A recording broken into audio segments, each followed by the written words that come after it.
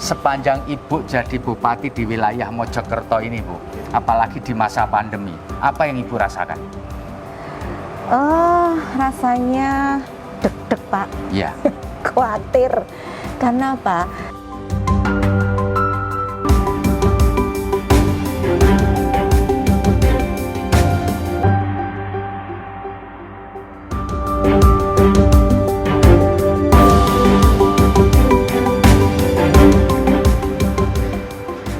Hai Tribuners, bertemu lagi dengan saya Febi Mahendra Putra, Direktur Pemberitaan Tribun Network.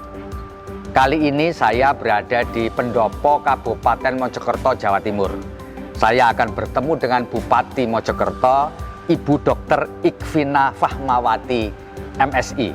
Kenapa saya sengaja bertemu dengan beliau? Karena Kabupaten Mojokerto ini punya prestasi yang lumayan menurut saya, yaitu tingkat kematian terendah dan tingkat penyembuhan yang paling cepat terkait dengan pandemi COVID-19 yang dimulai pada Maret 2020 hingga Oktober 2021 ini.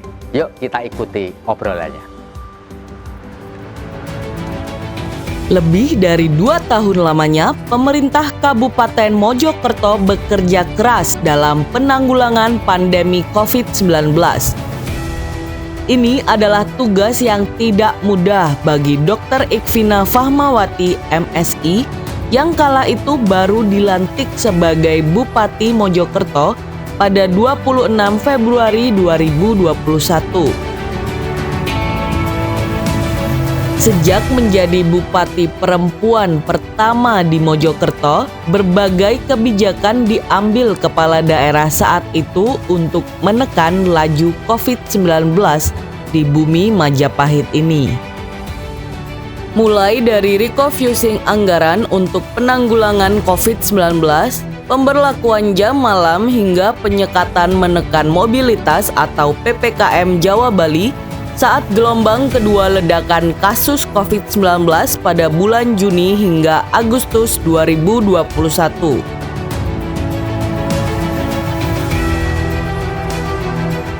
Ikhvina terjun langsung keliling kampung agar masyarakat taat protokol kesehatan, sekaligus konsisten mengedukasi tentang bahaya COVID-19 dari sisi medis, sesuai bidang ilmu pengetahuan dan profesinya sebagai seorang dokter. Upaya tracing terus dilakukan dengan melibatkan bidan desa. Percepatan vaksinasi dan kepatuhan masyarakat menerapkan prokes menjadi kunci utama perang melawan COVID-19, serta didukung pemulihan ekonomi di seluruh sektor yang terdampak pandemi. Seiring berjalannya waktu, masa kritis itu akhirnya terlewati. Kasus COVID-19 di Kabupaten Mojokerto kian melandai. Kini, Kabupaten Mojokerto menduduki peringkat wilayah dengan case fatality rate tingkat kematian terendah dan case recovery rate tingkat kesembuhan tertinggi di Jawa Timur. Bagaimana perjalanan Bupati Mojokerto Ikhvina Fahmawati yang dilantik saat pandemi dan pengalamannya dalam penanggulangan COVID-19?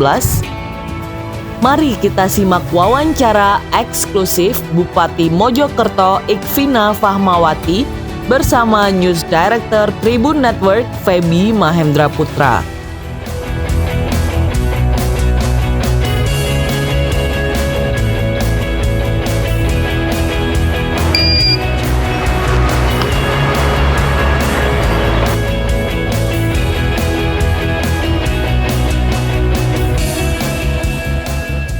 Assalamualaikum, Bu. Waalaikumsalam warahmatullahi Terima wabarakatuh. kasih sudah bersedia Pak Febi. bertemu dengan saya. Matur nuwun. Iya. Sudah bersedia mampir. Ya.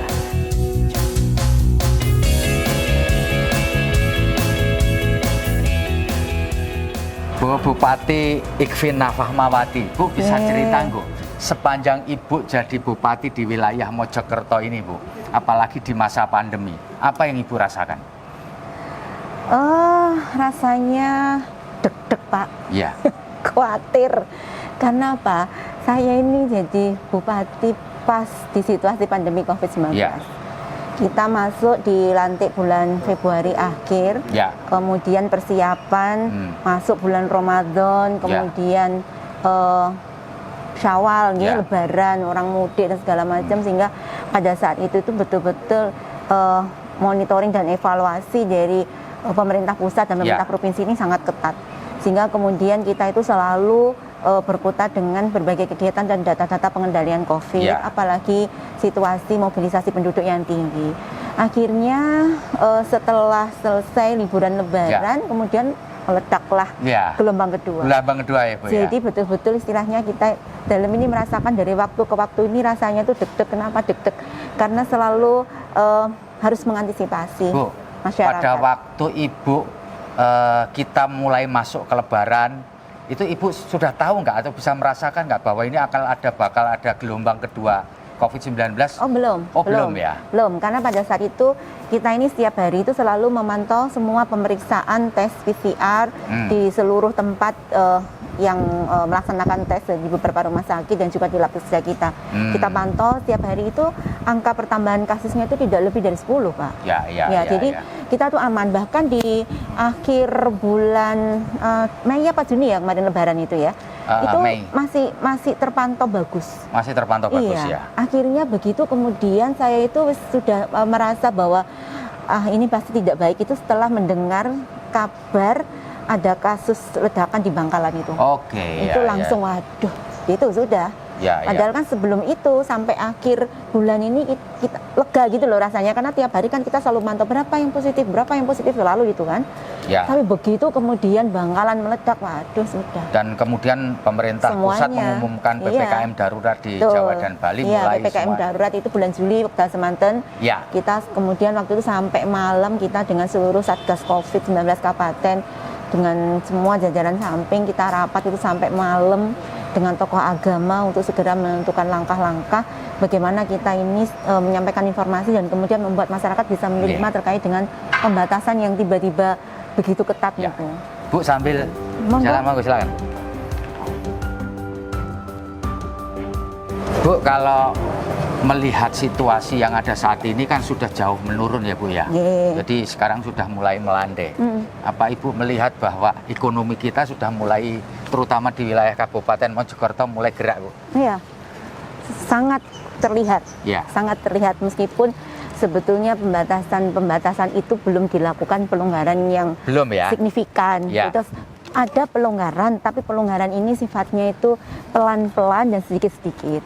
Cuman kelihatannya masyarakat ini sudah dalam situasi dari tahun 2020 pertengahan Maret nih, waktu semanten itu sudah sangat kepingin untuk bisa normal kembali lah, merasakan sudah kelihatannya sudah pada titik yang jenuh, sudah tidak sabar lagi, sehingga kemudian ketika banyak sekali berita-berita terkait dengan situasi yang membaik, masyarakat ini tanpa bisa kita kendalikan, mereka itu sudah bergerak, mobilitas ini meningkat, dan itu terpantau juga sebetulnya oleh Pak Menko Marves yang ditunjuk oleh Presiden untuk memantau, mengevaluasi PPKM level di wilayah Jawa dan Bali. Jadi kemarin itu disampaikan memang grafik terkait dengan peningkatan mobilitas masyarakat ini sejalan dengan penambahan pelonggaran-pelonggaran. Nah, Bu, kalau otomatis di wilayah Kabupaten Mojokerto ini kan banyak sekali lokasi wisata ya Bu ya, betul. Secara formal sebenarnya mereka sudah dibuka atau belum? Belum ya. Jadi karena kita masih di PPKM level 3, kita belum diizinkan untuk membuka tempat wisata. Tetapi pemerintah ini dalam Inmendagri yang dikeluarkan itu memberikan pelonggaran terkait dengan tempat makan. Nah, jadi memang tempat wisata ditutup. Tetapi tidak dengan tempat makan. Tempat makan boleh ya? Boleh. Jadi makan di tempat sudah boleh? Sudah boleh. Sudah boleh dengan waktu yang juga kemarin itu dibatasi sampai kemudian bisa diberikan waktu kelonggaran. Nah, ini hingga dari 15 kemudian setengah jam jadi 1 jam, jadi ada pelonggaran itu, ini yang peluang ini yang dimanfaatkan oleh masyarakat. Tentu ini karena lokasi wisata di wilayah Mojokerto ini belum dibuka ya Bu, berarti ini juga mempengaruhi PAD kita Bu ya? Oh sangat, cuman ya pengaruhnya ini sebatas pada pengaruh dari retribusi tempat-tempat wisata dan hiburan, Pak. Ini memang yang sangat terpengaruh. Cuman PAD kita ini kan presentasinya itu tidak hanya dari retribusi lokasi wisata maupun rumah makan, hotel-hotel, tidak hanya itu, tetapi kan juga dari pajak PBB seperti itu. Jadi memang pengaruh, tetapi masih bisa dipertahankan lah secara keseluruhan itu. Turunnya itu tidak lebih dari. Tapi Bu, kalau di hotel-hotel di wilayah wisata sudah boleh terima, di wilayah Mojokerto maksudnya, boleh menerima tamu ya? Boleh. Cuman dengan kapasitas yang tidak 100% ya? Betul, kapasitas. Jadi tetap boleh, cuman ada batasan kapasitas. Tapi ini masih apa ya istilahnya itu, masih membantu karena sebetulnya karena banyak tempat hotel-hotel gitu kan, jadi kalau diatur kapasitasnya itu bisa berputar, bisa berjalan seperti itu. Bu, sepanjang masa pandemi ini, adakah keluarga dekat Ibu atau family atau kenalan dekat yang terinfeksi COVID-19 sampai kemudian mengalami fatality, Pak? Bu? Kalau saudara, alhamdulillah tidak ada kalau sampai fatal. Tidak ada ya. Cuma saya sendiri juga sudah merasakan, Pak. Oh, Ibu pernah terinfeksi? Iya, saya mantan. Oh, jadi LC Bu ya, lulusan COVID-19 ya Bu ya. Cuma saya masih yang varian Alpha. Oh, sebelum Delta datang ya? Betul, sebelum Delta datang, tahun 2020. Tapi Ibu mengalami gejala klinis? Mengalami. Cuman wujudnya pada saat itu tidak berupa gejala pada sistem pernafasan. Jadi demam yang tinggi, kemudian anosmianya parah sekali, lemes, Pak. Lalu kemudian pada waktu itu apa tindakan medis yang dilakukan terhadap Ibu? Ya, karena saya orang medis.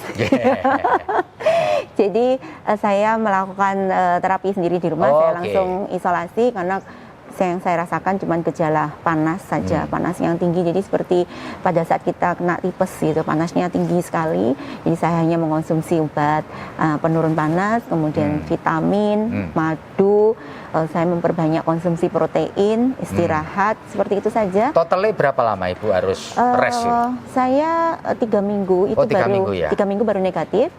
Tetapi sesudah itu butuh waktu 1 bulan untuk mengembalikan lemesnya ini tadi supaya karena ternyata jadi ketika sudah negatif, kemudian kita berupaya untuk melakukan aktivitas itu terasa cepat capek seperti itu. Iya, jadi 1 bulan, alhamdulillah. Terus hikmah dari Ibu telah terinfeksi COVID-19 itu apa yang bisa diambil hikmahnya, Bu? Bisa merasakan karena gini, ketika pandemi ini begitu melanda, kemudian begitu menjadi satu istilahnya ketakutan bagi orang-orang kan, sehingga pada saat saya terinfeksi itu rasanya itu seperti siap kalau terjadi sesuatu. Masa Bu? Harus sampai segitunya Bu? Iya, jadi karena kan kita isolasi, saya jadi bisa merasakan seandainya terjadi sesuatu pada saya nggak bisa deket dengan anak-anak saya, nggak bisa, meskipun saya di rumah tapi saya kan nggak bisa kontak. Ya, nggak boleh ya, nanti takutnya gitu kan. Padahal tertular, kan dalam kondisi kita itu seperti itu, kita itu butuh support dari orang-orang yang kita sayangi. Setidaknya kalau kita tidak lagi diberikan waktu yang panjang, kita itu bisa punya quality time dengan orang-orang yang kita sayangi. Jadi akhirnya dari situ tuh saya merasakan bahwa orang-orang dengan yang terserang COVID-19, orang-orang positif itu kalau memang ada waktu, kita itu bisa dekat dengan mereka, bisa memberikan mereka itu motivasi, itu akan lebih baik. Karena saya merasakan akhirnya ketika kemudian kemarin yang gelombang kedua itu, saya datang dari satu isolasi ke isolasi yang lain. Saya ketemu dengan orang-orang yang OTG atau gejala ringan. Jadi saya ketemu dengan jarak 1 sampai 1,5 meter. Tidak takut Ibu? Ya, karena kan saya orang medis, jadi saya tahu proses penularannya, sehingga saya tahu bagaimana cara ngekatnya di mana. Sehingga kemudian yang penting pada saat itu saya tidak kontak fisik. Kemudian setelah kan kita sudah pakai masker, kemudian setelah kontak ke 1,5 meter, 1 meter itu, kemudian saya keluar langsung bersihkan tangan, lepas masker, ganti masker APD yang baru. Waktu itu? Tidak. Enggak ya? Tidak, karena ketika kita memakai APD itu juga bagi mereka itu menimbulkan sensasi yang kurang nyaman. Jadi nggak nyaman, ngeri kan orangnya merasa. Iya, mereka merasa tidak. Karena saya kan bertanya, kan di beberapa kemarin ketika di Puskesmas Gondang gitu kan, yang kemarin salah satu dari puskesmas kami yang kemudian menjadi pusat perhatian di Jawa Timur, mungkin di nasional juga, bahwa penanganannya agak sedikit berbeda. Jadi para perawat dan dokter tidak menggunakan hazmat seperti itu, sehingga jadi itu untuk memberi efek psikologis ya Bu ya? Luar biasa Pak. Oh, pengaruhnya luar biasa. Gede banget ya? Iya, ketika para nakes ini memakai hazmat, ternyata mereka itu merasa seperti penyakitnya itu sangat berat. Dan seperti seperti orang yang tidak pantas untuk didekati gitu loh. Iya. Jadi ketika saya ke sana, saya memberikan motivasi, saya berbincang-bincang, semangat, nggak apa-apa.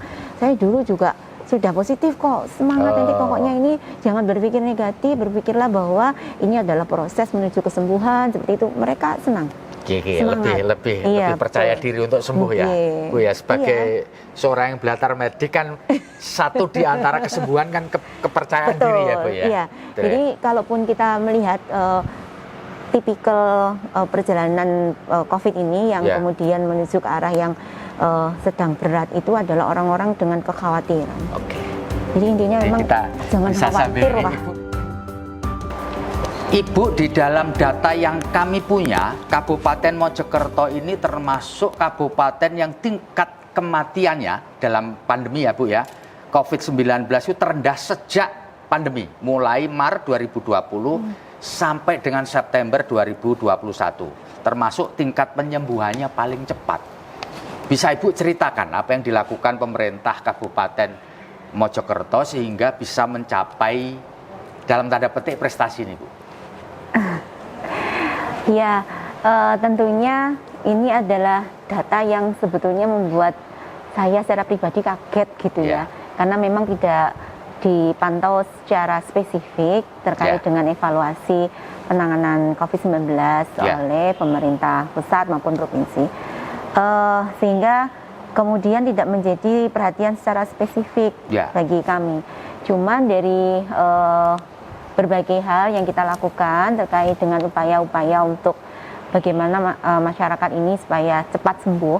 Jadi untuk COVID-19 itu masyarakat yang terserang itu bisa kita bagi menjadi dua, yang bergejala dan yang tidak bergejala, seperti itu.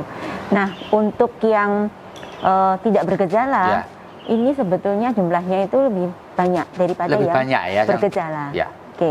Nah, sehingga yang tidak bergejala ini yang kemudian kita support masyarakat ini bagaimana dia bisa memandang positif terhadap penyakitnya, kemudian bisa mengupayakan sendiri kekebalan tubuhnya, seperti itu. Termasuk diantaranya di tahun 2020 kalau kita lihat masyarakat kita itu bagaimana caranya mereka itu juga punya kekebalan sampai istilahnya caring ya, kalau berjemur, seperti itu, dan kemudian mengonsumsi berbagai prebiotik, vitamin-vitamin, kemudian konsumsi protein yang tinggi, dan mereka juga kita sampaikan untuk tetap melakukan berbagai aktivitas fisik sesuai dengan kemampuan. Jadi tidak kemudian kalau dinyatakan sakit itu terus harus bed rest, harus benar-benar seperti orang sakit yang duduk di tempat tidur, ya seperti itu.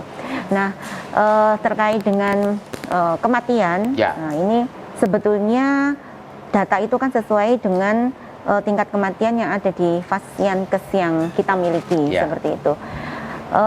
Di luar Fasiankes, nah ini yang tidak terdetek oleh kami karena memang di luar ini masyarakat belum terdetek apakah dia positif atau tidak, seperti itu.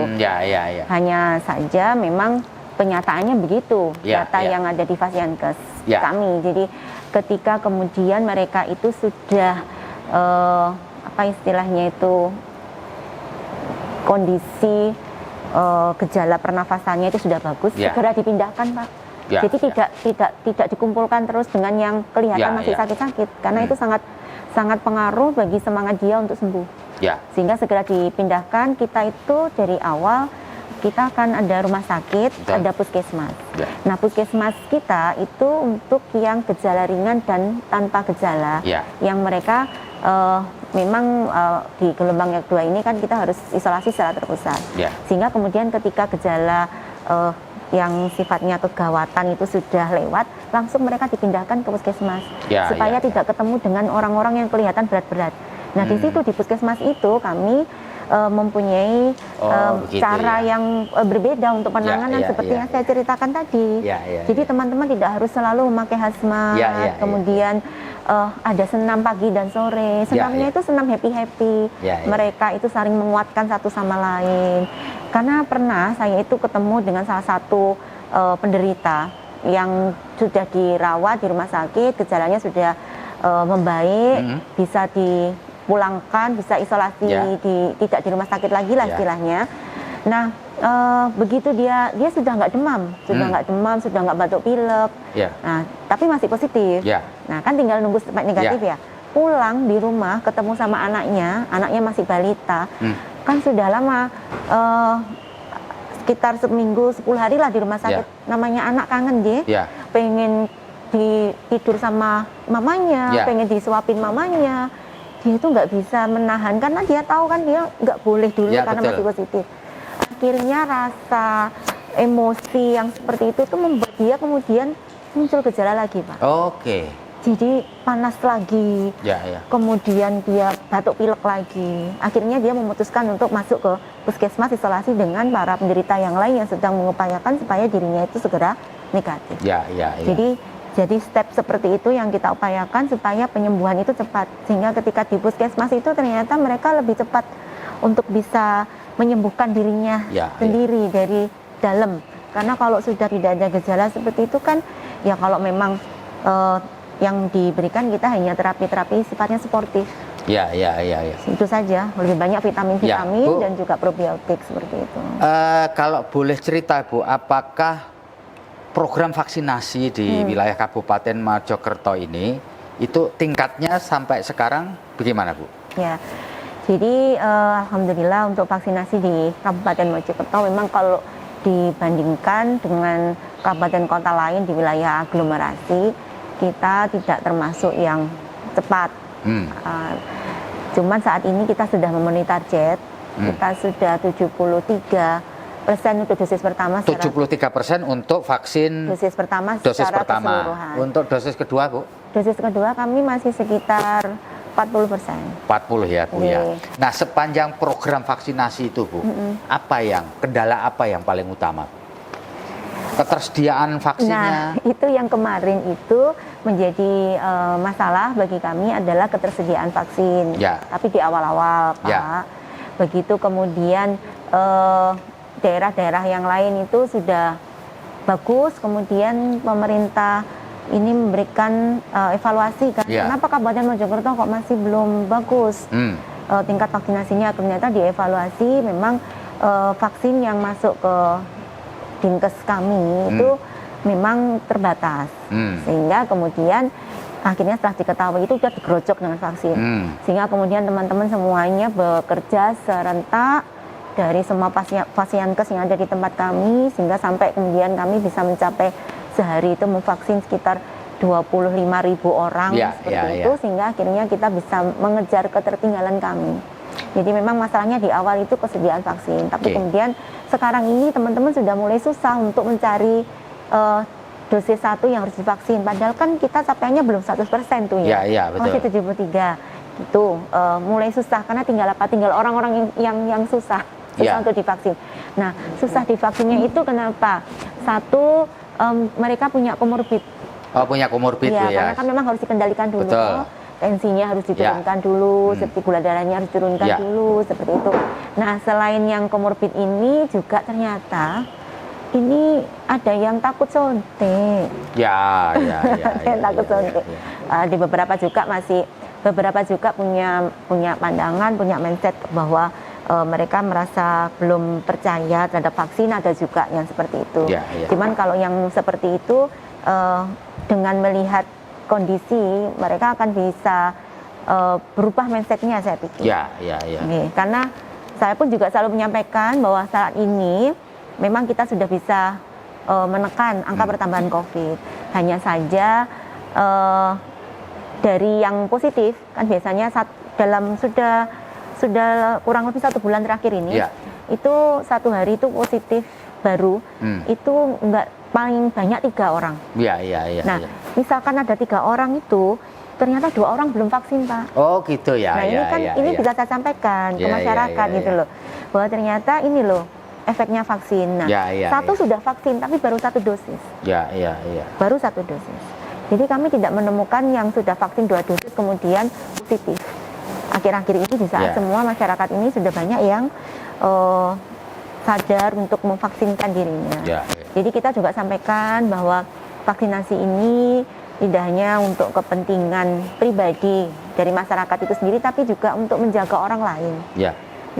Jadi selalu ketika saya bertemu dengan masyarakat, saat ini negara memanggil rakyatnya, memanggil anak bangsa untuk bersama-sama, karena COVID tidak bisa diselesaikan hanya parsial dari masyarakat, tapi kalau semua masyarakat nanti itu sudah dalam kondisi tervaksin, maka disitulah benar-benar nanti akan ada kekebalan yang kita bisa mengendalikan penularan COVID-19. Bu, sepanjang ada program vaksinasi ini, tadi disebutkan Ibu di atas 70% itu vaksin yang pertama, 40%. Sepanjang ini, adakah kelompok masyarakat yang resisten, Bu, yang nolak?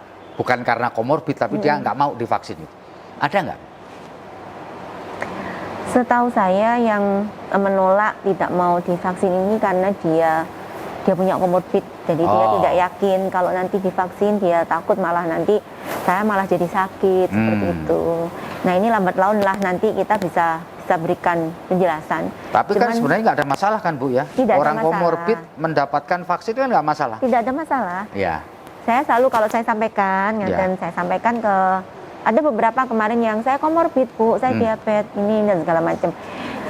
Saya bilang bahwa kalau kita itu tertular COVID, kita kena COVID, itu COVID-nya itu masuknya itu lewat pintu utama, dia nggak bisa lewat pintu yang lain. Pintunya apa? Hidung, mulut, dan jendelanya adalah mata. Dia nggak bisa, jadi kita akan bisa terinfeksi kalau COVID-nya itu masuk itu. Nah sementara vaksin kan tidak dimasukkan situ. Vaksinnya masuknya lewat muskular, lewat otot, saya bilang gitu kan. Jadi jangan khawatir, hanya saja kan memang dibutuhkan kondisi yang cukup baiklah supaya tubuh ini bisa merespon. Memang bisa merespon seperti itu. Sepanjang Ibu berhubungan dengan masyarakat selama pandemi yang sampai sekarang belum berakhir, ada cerita yang unik, yang lucu yang Ibu alami nggak Bu? Ya, Bu, kalau yang unik itu pada saat saya berkunjung ke puskesmas isolasi kami, itu ada satu masyarakat yang apa ya istilahnya itu mengeluh gitu kan, kok enggak sembuh-sembuh gitu. Nah, dia itu ada di isolasi COVID. Cuman dia mengeluhnya itu bukan karena COVID-nya. Ini yang jadi lucu. Jadi ceritanya begini, karena kan setiap kali ketika gelombang kedua itu, semua masyarakat yang masuk ke Fasiankes kan harus di rapid antigen. Jadi akhirnya yang OTG itu jadi ketahuan. Ketika dia sebetulnya ke situ itu bukan karena COVID. Dia itu masuk rumah sakit karena udunen. Gitu ya, udunen.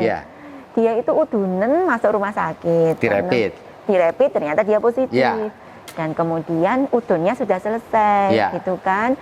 Nah, tapi karena dia belum negatif, dia dimasukkan di isolasi kan di puskesmas. Jadi dia itu sebetulnya di situ itu karena COVID, COVID-nya itu belum negatif, tapi dia mengeluh, gimana Bu, saya ini udunan nggak sembuh-sembuh.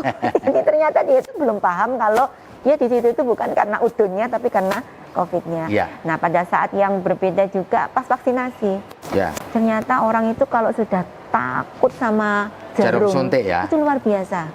Kalau biasanya kalau kami vaksin di anak-anak SMP atau di pondok-pondok yang ada sanawiyah, madrasah sanawiyah gitu kan, mereka takut-takut yang masih apa ya umurnya 12 lebih, itu kan wajar-wajar lah ya, nggak apa-apa, saya bisa pegangi tangannya, saya bisa peluk apa segala macam.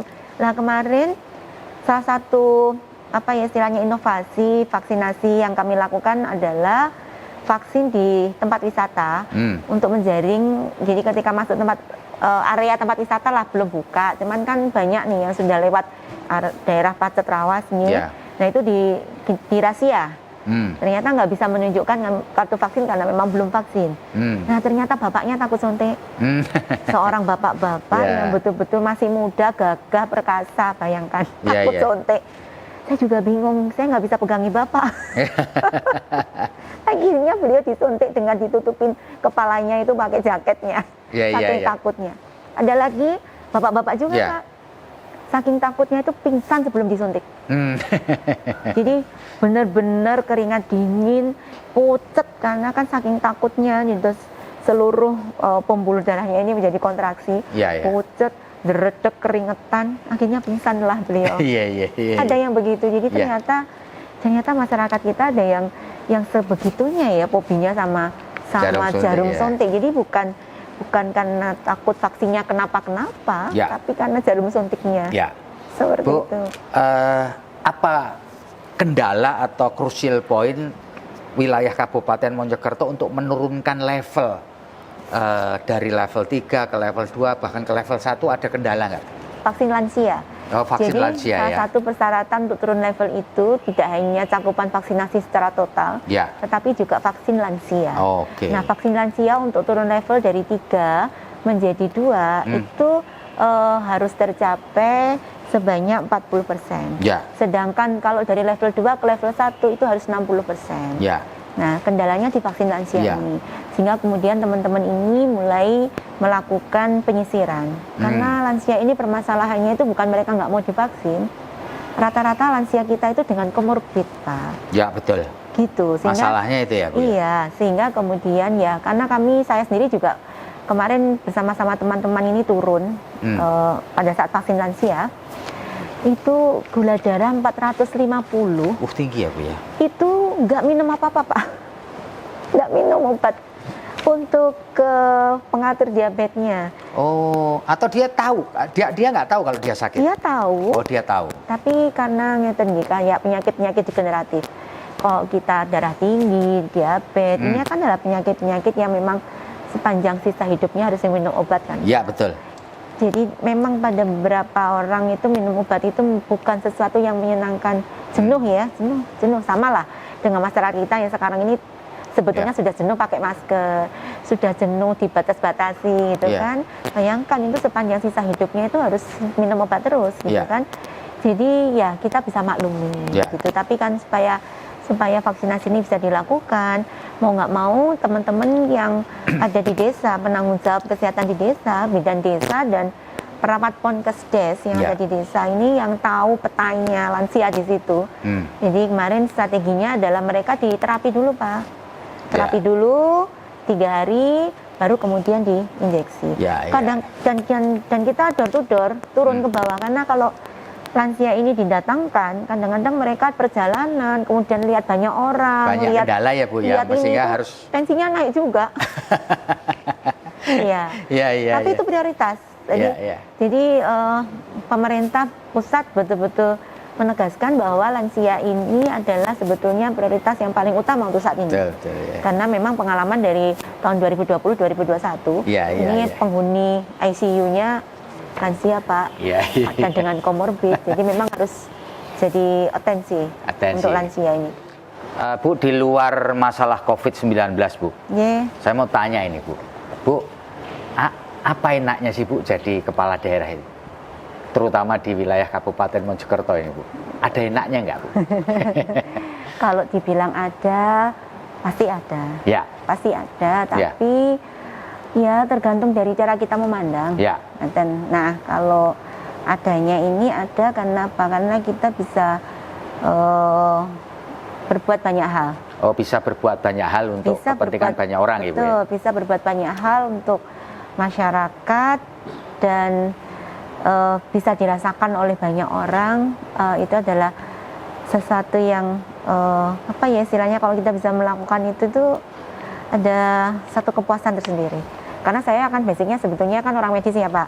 Jadi sebetulnya itu kalau saya jadi dokter, saya merawat orang one by one. Mungkin yang saya bisa lakukan sesuatu untuk mereka bisa dihitung dengan jari. Betul. Tapi ketika saya ada di sini, sebagai mungkin kepala saya, daerah ya Bu ya? Mungkin saya tidak bisa menyentuh mereka satu persatu dengan tangan saya seperti saya menangani pasien saya. Ya. Tetapi apa yang kemudian saya lakukan ini ada dampak yang lebih luas dengan orang-orang yang lebih banyak, istilahnya seperti itu. Iya. Bu, kalau nggak enaknya apa Bu? Bu, tadi kan enaknya bisa menyentuh banyak orang meskipun tidak secara langsung. Ya. Nggak enaknya ada nggak? Nggak enaknya sebetulnya banyak Pak. Iya, apa itu Bu diantaranya? Di antaranya kita tidak bisa memenuhi keinginan semua orang. Satu ya, tidak bisa memenuhi keinginan semua orang, itu wajar ya Bu ya? Dan itu sangat tidak nyaman. Iya. Apalagi kalau kemudian mereka apa ya istilahnya menyampaikan menyampaikan dan kemudian ya ketika seseorang itu tidak nyaman, tidak puas, merasa apa ya tidak terpenuhi di keinginannya terhadap kita, itu kan bagi kita itu tidak enak lah. Ya. Terus berikutnya Bu? Dinyinyirin, dirasani, diolok-olokin di sosial media gitu. Kalau dinyinyirin, diolok-olokin di sosial media itu kalau saya melihatnya sebagai satu kesempatan buat saya untuk mengurangi dosa-dosa saya sih Pak. Enggak, tapi Ibu pernah nggak ngelihat di sosial media orang-orang yang tidak suka kayak Ibu nyinyirin itu gitu? Pernah. Ibu baca ya itu? Baca. Terus apa yang Ibu rasakan ketika baca itu? Saya berusaha menghargai orang itu. Gitu ya. Karena dia punya pikiran, dia punya perasaan, dia punya hak untuk menilai siapapun yang dia ingin nilai. Dan kalau memang dia menilai begitu, kalau misalkan saya merasa sebetulnya saya nggak seperti yang dia nilai, tetapi dia menilai seperti itu, saya memaklumi. Mungkin dia menilai seperti itu karena dia tidak tahu yang sesungguhnya. Gitu saja Pak. Bu, pernah nggak merasa gregetan sama orang yang nyinyirin Ibu di sosial media sehingga punya pikiran untuk lapor ke polisi, pernah nggak? Sebetulnya tidak. Saya itu tidak memandang apa ya istilahnya kalau masalah untuk melaporkan itu tidak memandang karena saya gregetan sama orang tersebut gitu ya. Tetapi saya berpikir bahwa masyarakat itu butuh pendidikan. Seperti itu, bahwa ketika memakai media sosial untuk menyampaikan aspirasinya, masyarakat harusnya itu paham dan tahu bahwa negara kita ini adalah negara hukum, bahwa apa yang mereka lakukan ini nanti bisa berdampak, tidak hanya berdampak pada orang lain, tetapi juga sebetulnya terhadap dirinya sendiri. Mungkin kalau saya ini bukan siapa-siapa, tapi sebetulnya kalau saya bukan siapa-siapa nggak bakal dinyirin ya Pak. Sebetulnya kalau saya ini bukan siapa-siapa, itu akan tidak ada dampak yang terlalu signifikan kepada khalayak. Gitu. Tapi ketika saya ini siapa-siapa, dan apalagi saya ini ada di pemerintah Kabupaten Mojokerto, saya ini adalah sosok yang tidak bisa dilepaskan dari gambaran pemerintahan Kabupaten Mojokerto secara keseluruhan. Sehingga ketika kemudian ada yang seperti itu, maka saya berpikir untuk bagaimana bisa memberikan penjelasan yang logis dan bisa diterima. Jadi dijelaskan dulu gitu ya Bu ya? Karena apa? Karena saya membawa nama pemerintah Kabupaten Mojokerto. Kalau kemudian apa yang dia sampaikan ini tidak kita berikan penjelasan dalam arti pelurusan, saya punya kekhawatiran nanti akan berdampak pada jalannya pemerintahan. Karena pemerintahan ini bisa berjalan dengan baik kalau ada kepercayaan dari masyarakat. Kepercayaan dari masyarakat itu akan bisa muncul kalau masyarakat ini bisa melihat, bisa menerima apa yang dilakukan oleh pemerintah terhadap rakyat. Seperti itu. Sederhana sih sebetulnya. Jadi kalaupun apa ya istilahnya belum saya tidak berpikir sampai pada tahap melaporkan, cuman bagaimana ya caranya masyarakat itu tahu gitu loh. Nah kami berusaha untuk memberikan satu apa ya istilahnya jalur tidak untuk disampaikan secara bebas brutal di media sosial, tetapi kita punya jalur kalau ada satu hal yang masyarakat ini merasa tidak puas, merasa ada yang salah di masyarakat, di apa yang kami lakukan pemerintah begitu. Kita punya Damar Mojo. Saya itu sangat ingin Damar Mojo ini betul-betul dimanfaatkan oleh. Jadi satu aplikasi untuk laporan ya Bu ya. Dan ini Damar Mojo ini kita manage dengan sedemikian rupa dan ada linknya dengan lapor SPAN, Pak. Sehingga pemerintah pusat pun juga bisa memantau bagaimana kita ini merespon semua keluhan-keluhan masyarakat kepada kami. Ada batas waktunya. Setelah direspon juga masyarakat diminta untuk menilai. Jadi nanti seberapa dia puas dengan respon yang kami berikan. Dan respon pun itu dinilai oleh kita dari bagian administrasi. Apakah respon ini sudah paripurna, sudah dalam bentuk satu tindakan real, atau masih sifatnya jawaban yang kontekstual. Ini ada penilaiannya. Nah, ini juga untuk menilai bagaimana kami ini, terutama di pemerintah, di jajaran OPD-OPD terkait, ini bisa menjadi penilaian bagaimana kinerja dari OPD-OPD juga, seperti itu. Ya, Bu, ini pertanyaan saya di Pamungkas, Bu. Melihat pandemi yang hampir 2 tahun berjalan, tentu mengganggu pertumbuhan ekonomi kita. Ibu bisa jelaskan nggak sampai ketiga tahun 2021 ini pertumbuhan ekonomi di wilayah Kabupaten Mojokerto gimana, Bu? Jadi kalau pertumbuhan ekonomi di wilayah Kabupaten Meniko penilaiannya tidak kuartal, Pak. Kami tahunan. Oh, tahunan ya. Jadi kalau yang kuartal itu adalah pusat. Jadi pemerintah pusat. Jadi dari Kementerian Menko Ekonomi maupun di Kementerian Keuangan. Ya, kalau pusat Meniko, Pak Presiden selalu menyampaikan itu penilaian evaluasi itu setiap kuartal. Tapi kalau untuk tingkat 2 Meniko 1 tahun sekali. 1 tahun sekali. Jadi saya baru bisa menyampaikan kalau terkait dengan pertumbuhan ekonomi kita terkontraksi 1,1 tahun 2020. 2020 1,1 ya. 1,1. Kontraksi. Jadi penurun negatif ya. Nah, itu di bawah Jawa Timur dan di bawah pusat. Seperti itu. Dan ternyata kami kemarin sempat melakukan evaluasi dengan teman-teman di Bapeda. Ternyata kita itu sangat tertolong dari sektor pertanian. Oh, pertanian yang banyak bantu ya? Pertanian.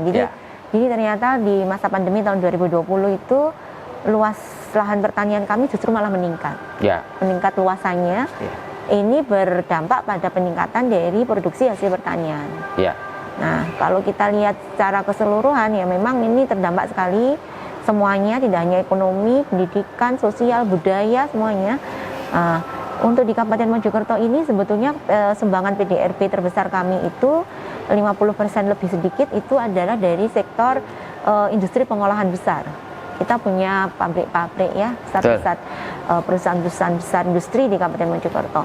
Nah, sisanya ya hampir 50% itu yang paling banyak adalah industri perdagangan. Perdagangan masyarakat kita. Nah, itu sangat disupport dengan adanya pariwisata, Pak. Gitu loh. Sehingga ini kan luar biasa dampaknya. Kemudian yang kedua adalah baru sektor pertanian. Nah, gitu ya, Bu ya. Seperti itu. Jadi memang berdampak seperti itu, cuman masyarakat ini sudah mulai apa ya istilahnya mencari solusi mana yang bisa dilakukan dalam situasi seperti ini. Karena pada saat saya ini berkesempatan turun gitu ya, karena kami kan banyak program bantuan ya, memang ini menjadi salah satu prioritas. Jadi terkait dengan penanganan pandemi COVID ini termasuk juga pemberian bantuan, kami juga didorong oleh pemerintah pusat maupun provinsi untuk banyak mengalokasikan jaringan pengaman sosial. Jadi kami memberikan bantuan, setiap kali memberikan bantuan ini saya selalu mengambil kesempatan untuk turun karena itu adalah momen saya bisa ketemu dengan masyarakat dan saya menyampaikan secara langsung pada masyarakat. Dan satu hal yang saya ingin sampaikan dan tekankan kepada masyarakat adalah saya mengajak masyarakat melihat pandemi COVID ini adalah sebagai pemberian dari Allah Ta'ala. Betul. Sehingga kemudian kita menerimanya dengan ikhlas. Kemudian yang kedua bersabar, dan yang ketiga adalah semangat. Mari kita terima pandemi COVID ini karena Allah yang memberikan. Maka kalau kita menjalaninya dengan ikhlas dan sabar, ini mungkin adalah cara Allah untuk kita ini mengumpulkan pahala sebanyak-banyaknya dari keikhlasan dan kesabaran ini. Nah, kemudian berikutnya tetap semangat. Semangatnya bagaimana? Pasti kita bisa mencari solusi. Dan jangan sekali-kali mengharapkan COVID pergi dari kehidupan kita. Jadi nanti akan terus berdampingan gitu ya, Bu ya? Saya bilang, karena gini, saya melihat untuk gelombang kedua ini masyarakat kan responnya beda dengan yang gelombang 1. Betul. Kenapa? Karena dari gelombang 1 ini masyarakat itu sudah benar-benar berharap COVID pergi. Ya. Kemudian ternyata tidak demikian. Justru ada gelombang kedua yang Delta ini lebih nemen daripada yang Alpha. Ya. Jadi sekarang rubah mindsetnya, jangan lagi mengharapkan COVID pergi. Karena sesungguhnya kita ini tidak untuk bagaimana COVID ini hilang, tetapi bagaimana pandemi berubah menjadi endemi. Ya. Dan pandemi berubah menjadi endemi itu akan bisa betul-betul kita wujudkan kalau vaksin ini bisa semuanya sudah 100% mencakup dari seluruh warga, sehingga punya kekebalan, sehingga nanti kalaupun terserang COVID, 1 OTG, yang kedua gejala ringan. Jadi tidak lagi kalau ada yang positif kemudian dia akan menulari banyak orang, tetapi kalau ada yang positif mungkin dia akan menulari sedikit orang seperti flu biasa. Nah itu yang kita sampaikan kepada masyarakat, supaya masyarakat ini nanti punya pandangan yang lebih positif terhadap COVID, sehingga mereka ini punya semangat untuk apa yang bisa dilakukan. Tetap, jadi saya bilang ketika saya bertemu dengan pedagang-pedagang jajanan di SD itu loh, SD SMP kan mereka tutup tuh, betul, selama daring. Iya betul. Kemudian PTM terbatas, gak boleh ada kantin. Betul. Berarti kan belum jualan. Jadi saya bilang ikhlas, sabar, semangatnya apa? Tetap jualan, gimana pun caranya, meskipun tidak di sekolah. Iya. Intinya kan tetap bisa jualan. Nah, kalau kita itu semangat, kita niatkan karena mencari nafkah, berjualan untuk mencari nafkah, itu pahalanya juga besar. Ayo, tetap jalan. Bagaimanapun caranya, bisa jualan dimanapun. Pokoknya tetap gimana caranya tetap bisa jualan. Nah, seperti ini yang saya itu betul-betul mengambil momen ketika saya bisa bertemu langsung dengan masyarakat. Dengan warga ya Bu ya. Karena tidak semua masyarakat kita itu bisa kita berikan informasi melalui medsos. Ya betul. Gitu, karena tidak semua punya medsos juga kan Bu ya. Betul. Baik Ibu. Ibu ini terakhir Bu, supaya pembaca kita, penonton kita lebih kenal dekat dengan Ibu, bisa cerita Bu. Ibu dulu lahir di mana, masa SD-nya di mana, SMP di mana, SMA-nya di mana, kuliah di mana, lalu berkaryanya bagaimana supaya pemirsa kita, pembaca kita bisa lebih dekat dengan Dr. Ikhvina Fahmawati. Silakan Bu, lahirnya kapan Bu Ibu? Ya, saya ini lahir di Ponorogo. Ponorogo. Abah saya itu orang Mojokerto, asli yang istilahnya itu Katut Babon begitulah ya, orang sini tapi karena menikah dengan orang Ponorogo. Ya, jadi ibunya ibu orang Ponorogo. Orang Ponorogo. Jadi saya akhirnya lahir di Ponorogo. Tepatnya kapan itu Bu? Tepatnya kelihatan sudah tua ini Pak berarti ya. Ya kira-kira 40 berapa ya saya ini? 40 lebih lah Pak. Tahun berapa ini? Tahun 78. 78 ya Ibu ya. Lahir di Ponorogo. Terus SD di Ponorogo. Di Ponorogo juga. Masih ingat SD-nya apa Bu? SD Ma'arif Pak, dekat rumah. Oke, SD-nya Ma'arif Ponorogo. SMP Bu? SMP-nya di SMP Negeri 1, SMA-nya di SMA Negeri 1. Lajeng kuliah di Fakultas Kedokteran Universitas Brawijaya. Universitas Brawijaya. Ibu lulus dokter kapan? Tahun 2002. Tahun 2002. Masuknya Bu? 96. Setelah Ibu lulus dokter, Ibu praktek di mana? Waktu itu saya sempat di Sakinah. Gimana, Bu? Di Sakinah sini karena saya semester 5 masih belum lulus, sudah dinikahkan sama abah saya dengan orang Mojokerto. Tetapi Ibu lanjut kuliah? Tetap. Sampai lulus ya Bu? Sampai lulus. Ya, jadi praktek setelah itu Bu? Sempat praktek di Rumah Sakit Sakinah. Kemudian setelah saya punya bayi lagi, akhirnya saya tidak kembali lagi ke dunia kesehatan. Saya masuk ke dunia bisnis untuk ke usaha dari suami saya. Jadi belajar untuk berhitung dengan angka-angka. Jadi menjadi wirausaha maksudnya ya? Itu di bidang apa Bu wirausaha? Di bidang produksi batu pecah, kemudian beton dan aspal mixing. Jadi jauh dari bidang kedokteran ya? Jauh, tapi masih bisa dipelajari. Misalkan bisnis alkes gitu masih deket ya? Oh iya. Jadi betul-betul di situ saya belajar untuk berhitung. Jadi ya beginilah ketika Allah itu memberikan jalan hidup ya. Saya tidak pernah membayangkan saya jadi bupati. Ya.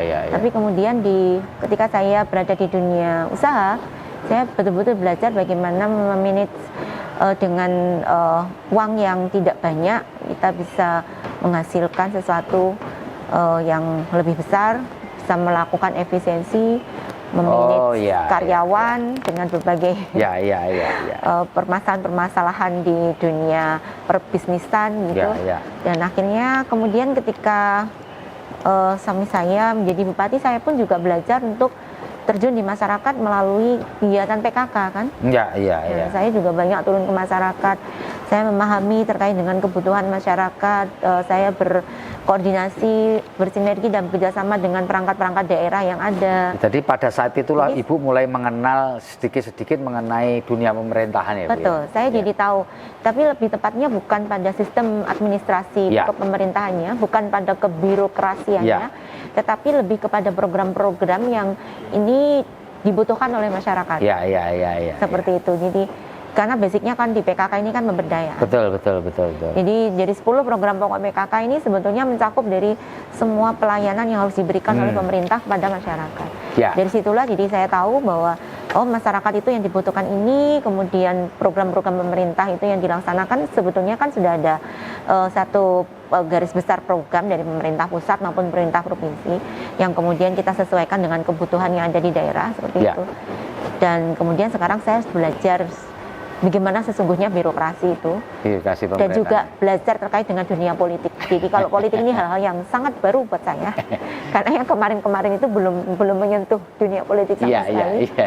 Bagaimana berusaha untuk menarik simpati masyarakat, mendapatkan suara dan segala macamnya, menjalin hubungan yang saling menguntungkan, kerjasama dan segala macam. Nah, ya memang hidup itu harus banyak belajar karena mungkin kita itu kalau saya ini meyakini saya pasti akan diberikan satu tempat yang sesuai dengan apa yang Allah sudah berikan kepada saya. Jadi apapun yang saya terima dalam hidup saya, mungkin itu adalah cara Allah mendidik saya karena mungkin suatu saat saya akan ditempatkan di suatu tempat yang saya akan membutuhkan semua yang memang saya jalani dan saya alami dalam garis hidup saya. Oke. Baik Ibu, luar biasa ini kita ngobrol panjang dengan Dr. Ikvina Fahmawati MSI, Bupati Mojokerto. Tribuners, kita sudah sampai di penghujung ngobrol kita dengan Ibu Bupati Mojokerto. Tentu kita berharap warga Mojokerto dan wilayah Mojokerto segera turun level. Kalau perlu 0. Bukan hanya level 2, level 1, tapi level 0, Bu ya kalau bisa. Amin. Demikian, terima kasih Bu atas ngobrol kita. Tribuners, saya Feby Mahendra, pamit undur diri. Kita bertemu lagi dalam wawancara dengan tokoh yang berikutnya. Assalamualaikum warahmatullahi wabarakatuh. Salam damai sejahtera buat kita semua. Om Santi Santi Om, Nami Budaya dan salam sehat.